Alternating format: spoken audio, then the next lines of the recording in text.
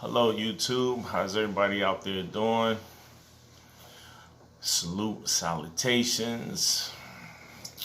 I want to talk to you today about clarity of mind.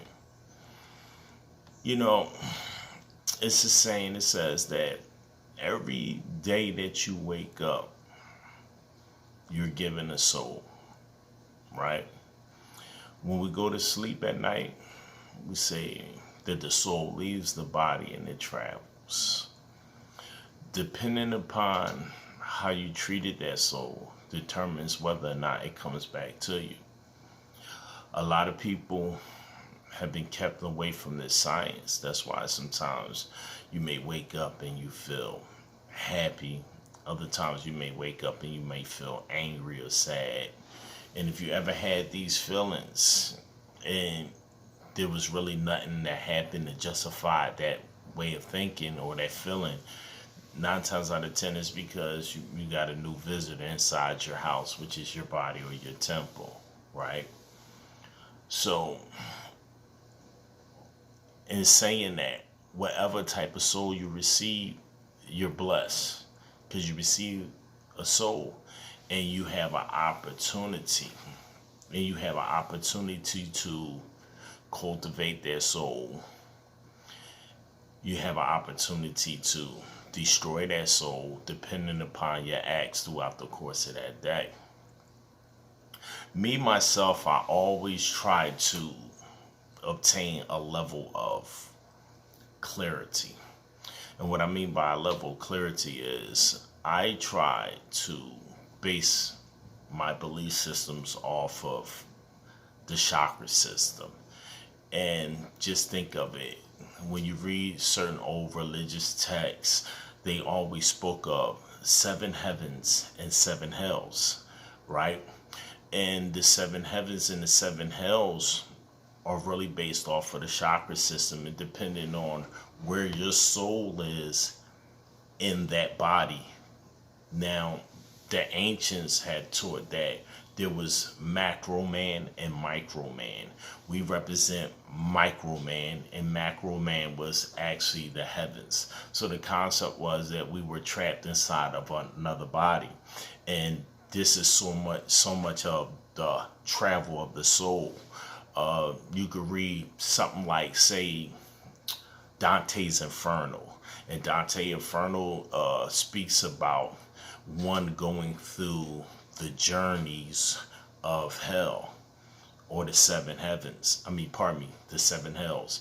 And each level he tells about the experience that individuals experience on that level. But this is all psychological. This is a psychological journey that sometimes the soul go through. And be mindful, if you ever get a pleasure reading this, the foundation or the backdrop story is a guy who's madly in love with his wife, and she happens to go to hell, and he goes through the journey of trying to find her. But the wife is actually symbolic to the soul, because they always associated the soul as being a female, so with that said, know that every day it is a struggle, but you are an empowered being.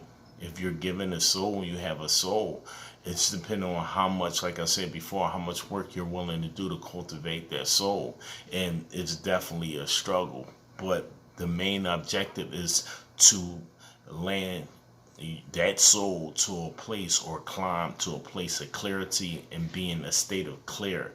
And what a state of clear is basically you're not connected to anything. You climbed up them chakras, you climbed up Jacob's ladder, and you obtained a level of clarity, meaning you have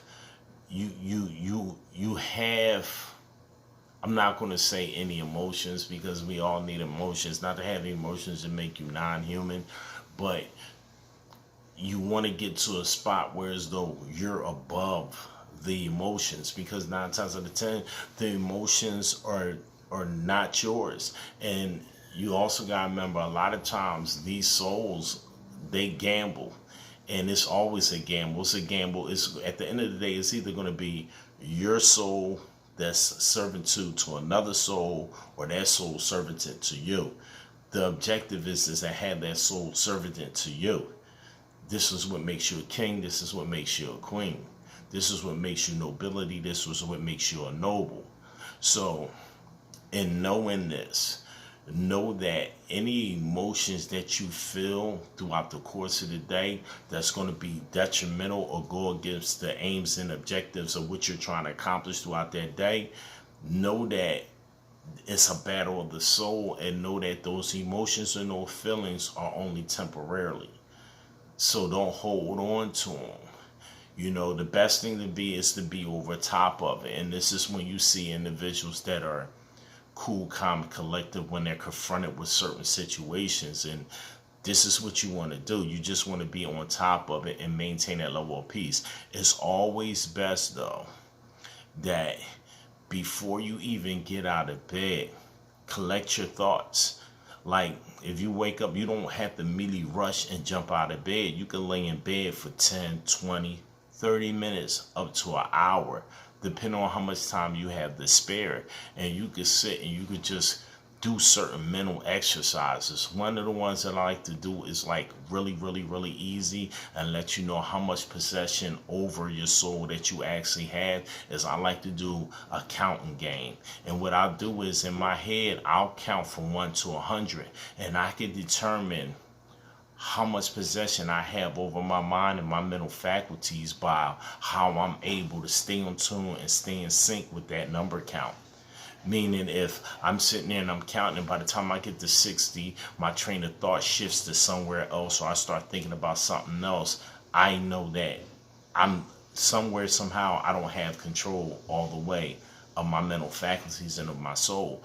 So I'll continue that process over and over again, and I won't get out of bed until I successfully am able to count to 100. Now, you don't have to do that. I'm just giving you that exercise as a key point of showing you how to focus and how to consolidate the thoughts and really concentrate. Or you could just lay back and just think about what you're going to do out the course of the day. Think about if you have any meetings. Think about even when you go out the house, and it's individuals that's always out there, and 9 times out of 10 they affect your being in a certain way, and it might be in a way that you might not like. A person might invoke anger in you or distrust or anything. What you want to do is, you want to, before you get out your bed, bring that up to mind and say, tell yourself that I'm going to deal with this situation totally different. I'm going to approach it totally different. And that becomes the battle for your soul, because if you perceive it in your mind, now it's about executing it. And depending on how strong you are, how strong your spirit is, how strong your will is, determines whether or not you're going to be successful or not. And if you fall short, like the saying goes, we all fall short of the glory. Don't let that get you down, because there's always, every second of the day is an opportunity for you to climb up this ladder, and this is, to me, this is clarity. This is peace. A lot of us think that freedom is just being able to have the freedom to do what you want to do or be reckless. But you'll find out, the more that you understand about the soul and the journey of the soul, you'll find out that you really won't have time to worry about things that are outside of you, because the real battle is within inside itself. And the more you cultivate these souls, and the stronger your soul gets, the more bigger your soul gets, then your soul will start working for you. And you'll find that your life situations and things that you was dissatisfied outside of self will start changing. But the change starts with inside itself. So I just wanted to share that with you guys, man. And I just hope that everybody has a successful day. You're able to keep a rational, level head, because at the end of the day, nobody's going to care more about you than you. Nobody's going to love you more than you love yourself. That's not to say that people won't care about you and won't love about you. Pardon me, won't love you. I'm just saying that know that you have to do these things for yourself first. And that's when people see you, when people see that you love yourself, when people see that you're inside of here and you're cultivating and you're making it strong, that causes people to gravitate towards you.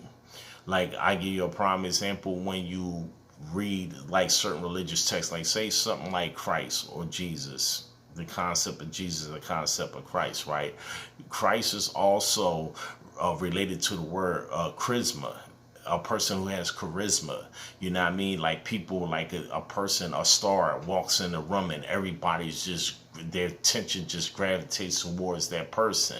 That person pulls people towards them. That pull is created by you going inside yourself. By you going inside yourself and you're creating your inner world. Your inner world is what's going to pull people towards you. And then depending on where your mind is at is how you deal with all of these gifts that the universe is going to bless you with. So you want to be mindful, be very, very mindful of your inner mechanics, and it eliminates, if everybody got on this wave, it eliminates so much hatred. It eliminates so much, because if you look at it, most of the human thought is geared around minding somebody else's business. You know what I'm saying? It's like, what is that person doing? What is she doing? What he got on? What's she doing? You know what I mean? But if everybody was to take and zone in on themselves, man, the heavenly blessings, you would see so many different things, and you would receive so many different gifts. And then that's the only way that you can find your true purpose on this earth. And then you get a chance to get in tune with that sacred voice that exists inside you. And that sacred voice, like you hear it all the time, like, pardon me, not hear it, but like when you read the Bible, right? And it says, like, it's stories like Abraham, Isaac, and Jacob, when they were in times of need or times of trouble, or just when a change was going to come about their life, they would hear a voice. Now, we always, because we weren't taught what was really going on, a lot of us, the smart one of us, just wrote that stuff off, like, and that's why people navigated away from religion, because they'd be like, man, that don't even make sense. That stuff I have you believing in ghosts and all the things of that nature. Come on, you just hearing a voice out of nowhere. But they never told you that that voice was the voice that was inside of their heads. That voice was that connection with their ancestors. That's like, if you ever, like it says, Abraham, who is this? This is me, the God of your father and your father's father. It's that line, it's that chain, it's that lineage that you tap back into. But we get small glimpse, if you really do intensive study in the Bible, that at the end of the day, the doorway to this chain was actually meditation. Like, prime example, I believe it was Isaac, when the slave went to go get him a wife. When they came back, the Bible says he was in the field meditating. You know what I'm saying? So I'm like, at the end of the day, it's about going inside itself and building that power inside itself. So with that said, I hope that y'all have a good day, man. And, keep your blessings up, man. And just the voices in your head, subdue them. Be the ruler of yourself. Subdue them. Put them under control. And if they're not working with you, get rid of them. And with that said, salute.